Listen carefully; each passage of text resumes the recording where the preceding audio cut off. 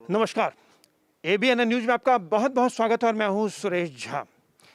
ज्ञान बापी मस्जिद के बाद अब मथुरा का जो शाही ईदगाह है वो मामला भी अब सुप्रीम कोर्ट में पहुंच चुका है।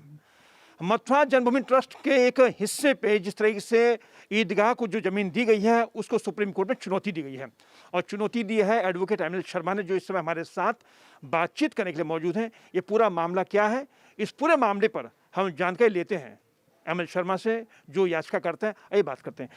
शर्मा जी, आपने जो याचिका लगाई है, ये मथुरा की जो श्री कृष्ण जन्मभूमि का जो मामला है क्या पूरा मामला? ये देखिए, बहुत साफ मैं 2 लाइन में बताता हूँ। ये पूरा कटरा केशवदेव जिसके अंदर अंडरग्राउंड कारागार है और उसके ऊपर ईदगाह मस्जिद बनी हुई है। ये साथ में पूरे 13 एकड़ 14 एकड़ की जो ज़मीन है, ये पूरी की पूरी बिड़ला परिवार के स्वामित्व में है, मथुरा कृष्ण जन्मभूमि ट्रस्ट के नाम पे। और जितने बिड़ला परिवार हैं और जो भी सदस्य हैं, जो भी मेंबर हैं, वो इसके लाइफ टाइम ट्रस्टी हैं। इसके अलावा इस पूरे कटरा के ऊपर किसी का कोई अधिकार नहीं है। यह बात इलाहाबाद हाई कोर्ट तक में 1920 से लेकर 1946 तक 15-20 ऑर्डरों में ये साफ कर दिया गया है। और हमने इसके बारे में मालूम करने पे 93 में हमने केस डाला था मथुरा डिस्ट्रिक्ट कोर्ट में। वो केस इलाहाबाद हाई कोर्ट में गया, उसके बाद सुप्रीम कोर्ट तक गया। उन तीनों केस में ये जो सोसाइटी है, जो अपने आप को कृष्ण जन्म स्थान सेवा संस्थान कहती है, जो कि बीजेपी के लीडरों ने बनाई थी, इन्होंने एफिडेविट के साथ लिख के दिया है कि मथुरा कृष्ण जन्मभूमि और मथुरा कृष्ण जन्म स्थान सेवा संस्थान ये 2 अलग अलग लीगल बॉडी हैं। और ये जो सोसाइटी है, सोसाइटी का कृष्ण जन्मभूमि ट्रस्ट से कोई लेना देना नहीं, नहीं कटरा केशवदेव में इनका किसी भी प्रकार का कोई अधिकार है।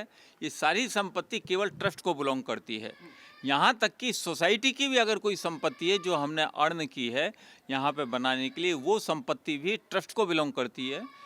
इसके अलावा उन्होंने साफ अपने एफिडेविट में कहा है कि सोसाइटी को, यानी कृष्ण जन्म स्थान सेवा संस्थान को, किसी भी प्रकार का कोई भी रिप्रेजेंटेशन करने का, ट्रस्ट को रिप्रेजेंट करने का कोई अधिकार नहीं है। इससे ये मामला सुप्रीम कोर्ट का दूसरा पॉइंट भी बहुत साफ हो गया है कि जो सोसाइटी है, जो बीजेपी लीडरों ने, आरएसएस ने बनाई है, उनके पास कोई भी लीगल अधिकार नहीं है कि मथुरा कृष्ण जन्मभूमि ट्रस्ट की किसी भी संपत्ति को जो बिड़ला परिवार की है किसी को भी दे या किसी के पक्ष में कोई इकरारनामा करे, कोई रजिस्ट्री करे, कोई समझौता करे। हकीकत में क्या है, इन बीजेपी लीडरों ने 1968 में पॉलिटिक्स के लिए और पैसे के लिए एक गुप्त कंप्रोमाइज डीड बना दी। बिड़ला जी ने केस फाइल करवाया था कि अनऑथराइज स्ट्रक्चर को हटाया जाए, इसके लिए कहा था। इन्होंने केस बनाया और एक बिड़ला जी मर गए 1967 में। सोसाइटी ने चुपचाप एक एग्रीमेंट करके इनको मुसलमानों को अलाउ कर दिया और कृष्ण जन्मभूमि उनके हाथों में बेच दी।